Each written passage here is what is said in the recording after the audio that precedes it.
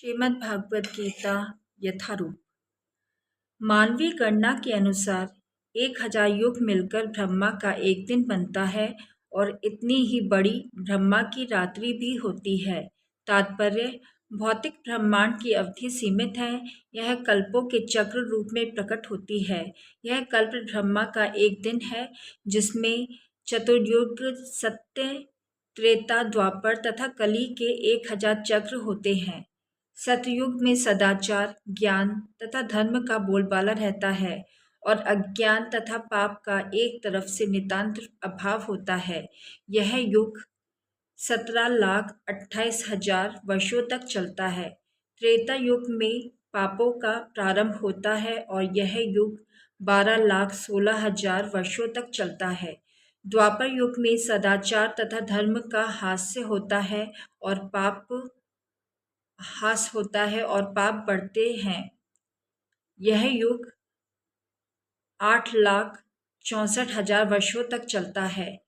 सबसे अंत में कलयुग, जिसे हम विगत 5,000 वर्षों से भोग रहे हैं, आता है, जिसमें कलह, अज्ञान, अधर्म, पाप का प्राधान्य रहता है और सदाचार का प्राप्य लोप हो जाता है।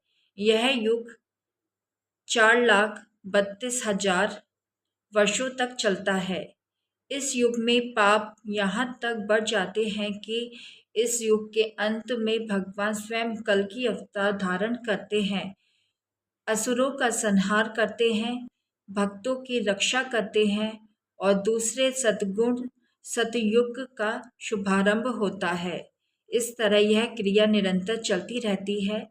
ये चारों युग एक सहस्त्र चक्र कर लेने पर ब्रह्मा के एक दिन के तुल्य होते हैं। इतने ही वर्षों की उनकी एक रात्रि होती है। ब्रह्मा ऐसे 100 वर्ष जीवित रहते हैं और तब उनकी मृत्यु होती है।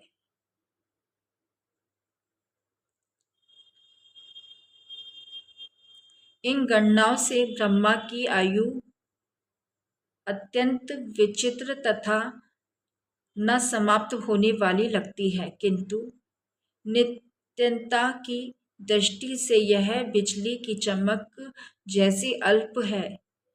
कारण आवरण में असंख्य ब्रह्मा अटलांटिक सागर में पानी के बुलबुलों के समान प्रकट होते हैं और लोप होते रहते हैं। ब्रह्मा तथा उनकी सृष्टि भौतिक ब्रह्मांड